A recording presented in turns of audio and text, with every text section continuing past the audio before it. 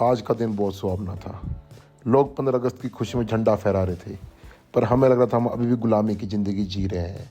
तो हमने सोचा क्यों ना गाड़ी उठाए और कहीं घूमने चले जाए। मेरा लक्कड़ बग्गा तो वैसे ही बीमार था, तो मैंने अपने दोस्त को बोला तू अपनी गाड़ी उठा ले और हम कहीं घूमने निकल पड़ते हैं।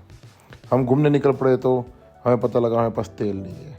तो हमने 30 रुपये मिलाए और तेल भरने के लिए पेट्रोल पंप पे रुक गए। तभी देखा कि मेरा दोस्त पूरी निगाह से देख रहा था कहीं 1-2 रुपये का तेल कम ना डाल दे। तो हमने जैसे ही तेल भरवाया हम आगे की तरफ चल पड़े। जाना कहाँ है ये हमें पता नहीं था, तो हमने सोचा कहीं ना कहीं पहाड़ों के बीच में घुस जाते हैं। तभी मेरे एक दोस्त ने बताया यहाँ एक किला है जिसको जंग बहादुर जी का किला बोला जाता है। हम वहाँ जाके किले को देख के आएंगे, ट्रैकिंग भी हो जाएगा और मज़ा भी आ जाएगा। मैं उनकी बातों से पूरी तरह सहमत हो गया, तो मैं किले की तरफ इनके साथ बढ़ गया। इनको नहीं मालूम था कि जंग बहादुर का किला जिसको गोरखा किला कहा जाता है, कभी मैं इस किले का मुख्य सेनापति हुआ करता था। ये किला 190 साल पुराना है। आज उस किले को देखने के लिए मेरी आंखें पूरी तरह से तरस चुका था। मैं खुशी के मारे झूम उठा। मैंने कहा इन वादियों में झूमता हुआ मैं उस किले में जाऊंगा, लेकिन मेरी शर्त ये थी कि मैं पैदल चढ़ूंगा उस किले पे। पुराने की तरह मैं उस चीज़ को फील करना चाहता था। इसी बीच मेरे दोस्तों ने कहा कि हम पैदल नहीं जाएंगे, क्योंकि अगर पैदल चले गए तो हमारे गोटे जवाब दे देंगे। पर मैं एक योद्धा हूँ, तो योद्धा किसी भी चीज़ से नहीं डरता। तो मैंने कहा पैदल ही चढ़ेंगे। ये लोग मेरी बातों से सहमत हो गए, तो ये खुश हो गए। आगे रास्ते में देखा तो धुंध ही धुंध छा चुका था। मुझे लगा कहीं दुश्मनों ने दोबारा तो नहीं हमला कर दिया, पर मुझे उन्होंने कहा ये फॉग है। मैं कहा ये फॉग नहीं, ये बादल आए हुए हैं, क्योंकि अक्सर पहाड़ों में बादल नीचे आ जा करते थे धरती माँ को चूमने के लिए। तभी हमने उस जगह अपनी गाड़ी रोकी, उन पेड़ों के बीच जहाँ कभी हम अपने घोड़े बांधा करते थे। गाड़ी रोक के हमने अपनी ट्रैकिंग शुरू कर दी। हम बहुत खुश थे। मैंने इनको बताया कि युद्ध कला क्या चीज़ होती है, हाथों से कैसे दुश्मनों पे हमला किया जाता है, और अगर हथियार ना हो तो पत्थर मार मार के दुश्मनों की ऐसी की तैसी फेर दी जाती है। इन्होंने उसको सीरियस ले लिया, तो एक दूसरे को पत्थर बरसाने लग गए, एक दूसरे को पत्थर से चोटिल करने लग गए। मैंने इनको कहा कि ये बच्चों का खेल नहीं है। बोले हम बच्चे भी नहीं, हम बड़े हो चुके हैं। तो मैंने कहा चलो खेल लो।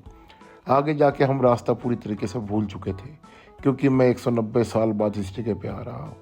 मैंने कहा अगर रास्ता भूल जाए तो एक काम करेंगे, हम सीधा पहाड़ की चोटी की तरफ चढ़ पड़ेंगे, जिससे क्या होगा हम सीधा किले में पहुँच जाएंगे। ये मेरी बात मान गए और हम ऊपर की तरफ चढ़ पड़े। तभी हमारी मुलाकात वहाँ 2 लड़कों से हुई, जो कि वो भी गुम हो चुके थे। उन्होंने हमें उसी वक्त ज्वाइन कर लिया। देखते देखते हम कैसे न तैसे मरखटाते हुए किले के पास पहुँच गए। किले के पास पहुँचते मेरे गोड्डे और मेरे पट ने बोला मालिक हरामजादे कहाँ लेके आ गया, क्योंकि बेचारों को दर्द हो रहा था। किले में घुसा तो मैंने देखा यहाँ कहीं पे 2 BHK रूम हुआ करता था, वो कहाँ है। तो मैं वो 2 BHK रूम देखने चला गया। तभी मैंने देखा 2 BHK रूम की ऐसी की तैसी हो रखी, क्योंकि वहाँ जंगल हो चुके थे। मैंने इनको बताया यहाँ कुआं भी खोदा गया था, उस कुएं में पानी पिया जाता था। तो उनमें से एक ने पूछा क्यों आपके टाइम पे RO वाटर नहीं हुआ करता। मैंने कहा हाँ तेरे बाप ने लगाया था RO वाटर यहाँ पे, जो हम RO वाटर से पानी पिया करते। रूमों की हालत बहुत ज़्यादा बेकार हो चुकी थी। देख के एक बार तो मेरे आंखों में आंसू आ गए। मैंने कहा आंसू गए तेल लेने, ऊपर चलते और नज़ारा लेते हैं। ऊपर चढ़ा तो वादियों में खो गए। मज़ा आ रहा था, हम वहीं बैठ गए। मैंने कहा जहाँ इतनी दूर आए तो पत्ते खेल लेते हैं।